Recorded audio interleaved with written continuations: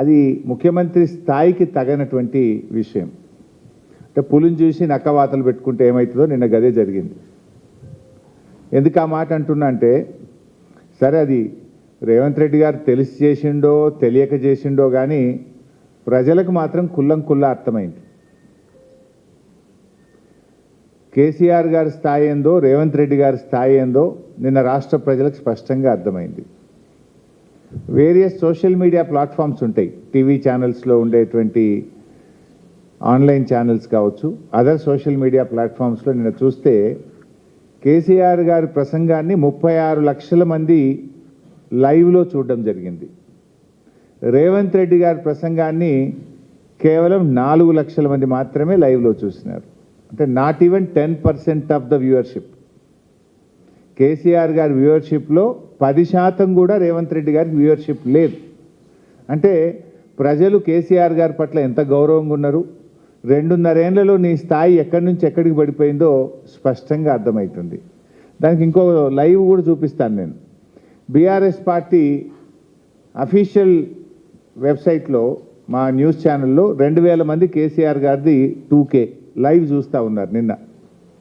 అదేవిధంగా రేవంత్ రెడ్డి గారు చూస్తే ఇది కాంగ్రెస్ పార్టీ అఫీషియల్ వెబ్సైటు, 54 మంది చూస్తున్నారు. ఎక్కడ 54, ఎక్కడ 2000, అది 54, ఇది 2000. అన్నీ కలిపితే ఆల్ ఛానల్స్ యొక్క యూట్యూబ్ కానీ ఆన్లైన్ ఛానల్స్ కానీ అదర్ యూట్యూబ్స్ కానీ మొత్తం 36 లక్షల మంది కేసీఆర్ గారి ప్రసంగాన్ని చూస్తే రేవంత్ రెడ్డిది 4 లక్షలు. ఒకటి ఏమైందంటే నువ్వు తెలిసినో తెలియక చేసినావో కానీ ఒకే సమయంలో జరగడం వల్ల దాని వ్యూవర్షిప్ ఎంత, దీని వ్యూవర్షిప్ ఎంత, ఎవరి రేటింగ్ ఏందో అర్థమైపోయింది ప్రజలకు.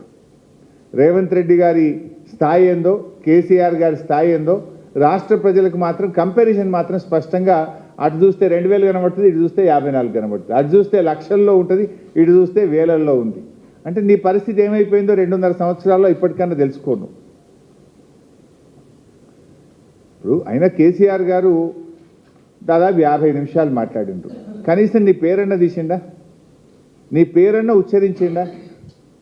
కేసీఆర్ గారు మాట్లాడితే రైతుల గురించో, విద్యార్థుల గురించో, ఉద్యోగుల గురించో, రాష్ట్రం గురించో, ఆటో కార్మికుల గురించో, విద్యుత్ సమస్యల గురించో, సాగునీరు త్రాగునీటి గురించో ఆయన ఒక స్టేట్స్మెన్గా మాట్లాడారు. రాష్ట్రము, రాష్ట్ర ప్రయోజనాలు, ఒక ఉద్యమకారుడిగా, ఒక రాష్ట్రాన్ని సాధించిన నాయకుడిగా, 10 ఏళ్ళు ఈ రాష్ట్రాన్ని పరిపాలించిన ఒక ముఖ్యమంత్రిగా ఎంతో హుందాగా కేసీఆర్ గారు మాట్లాడినారు. రేవంత్ రెడ్డి ఏం చేసుడు, ఒకటే మొత్తుకునుడు, ఒకటే రంకెలు, పడి ఏడ్చుడు.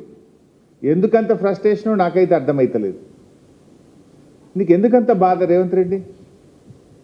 కేసీఆర్ గారు చాలా హుందాగా మాట్లాడినాడు కదా. ఆయన కేసీఆర్ గారు స్టేట్స్మెన్గా మాట్లాడితే నువ్వు స్ట్రీట్ మ్యాన్గా మాట్లాడినావు. కేసీఆర్ గారి ఇంట్రెస్టు స్టేట్ ఇంట్రెస్టు, నీదేమో కుర్చీ సీట్ ఇంట్రెస్టు. ఆయనది స్టేట్ ఇంట్రెస్ట్గా ఉండే ఉపన్యాసము, నీది సీట్ ఇంట్రెస్ట్గా ఉండే నీ ఉపన్యాసం. నేను మళ్ళీ గెలుస్తా, నేను మళ్ళీ వస్తా, ఇదే కదా నువ్వు మాట్లాడి. అసలు అయ్యేదా పోయేదా అది? నువ్వు తల కిందికి పెట్టి కాళ్ళు మీదికి పెట్టినా బీఆర్ఎస్ ప్రభుత్వం వచ్చేది ఖాయం. దాన్ని ఆపడం నువ్వు కాదు, నీ తాత జేజమ్మ తరం కూడా కాదు. అది స్పష్టంగా వ్యూలోనే కనబడుతుంది కదా. వ్యూస్లో ప్రజల మూడు, it indicates the mood of the people. 36 లక్షల మంది కేసీఆర్ ప్రసంగాన్ని చూడడం, 4-5 లక్షలు కూడా నీకు చూడలేదంటేనే that is the mood of the state, that is mood of the people.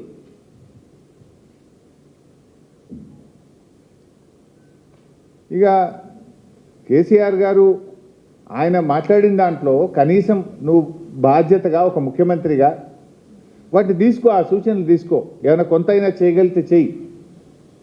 Congress party మళ్ళీ గెలిచేదైతే లేదు కానీ కనీసం ఇప్పటికన్నా ఇంకా 2.5 ఏళ్ళు మిగిలింది. ఈ 2.5 ఏళ్ళను నువ్వు మంచిగా పనిచేస్తే గెలుచుడు కాదు కానీ కనీసం డిపాజిట్ అన్న దక్కుతాయి. కాంగ్రెస్ పార్టీ గెలుచుడు అది కళ్ళ మాట కానీ కనీసం డిపాజిట్ అన్న దక్కుతాయి. చిల్లర మాటలు బంద్ చేసి, ఆ ఫ్రస్ట్రేషన్ బంద్ చేసి, వారు అనేక విషయాలను రాష్ట్రాన్ని దృష్టిలో పెట్టుకొని మాట్లాడారు. వాటిని ఒక బాధ్యత కలిగిన ప్రతిపక్ష నాయకుడిగా ఆయన చెప్పిన మాటలను పరిగణలోకి తీసుకుంటే కనీసం మీకు ఇన్ని డిపాజిట్లు అన్న దక్కుతాయి. నిన్న మధ్యాహ్నం దాకా కూడా మీరు చూసింది ఇంకో డ్రామా నడిపింది రేవంత్ రెడ్డి గారు. నేను ఢిల్లీకి పోతే సీఎంఓ నుంచి లీకులు ఇచ్చుడు, మీడియా వాళ్ళకి చెప్పి బ్రేకింగ్లు పెట్టించుడు. అంటే నీకు విషయం ఉన్నోడు ఈ పని చేయడు, విషయం లేనోళ్ళే ఈ చిల్లర పనులకు దిగుతుంటారు. నేను మా పార్టీ అధినేత గౌరవనీయులు కేసీఆర్ గారి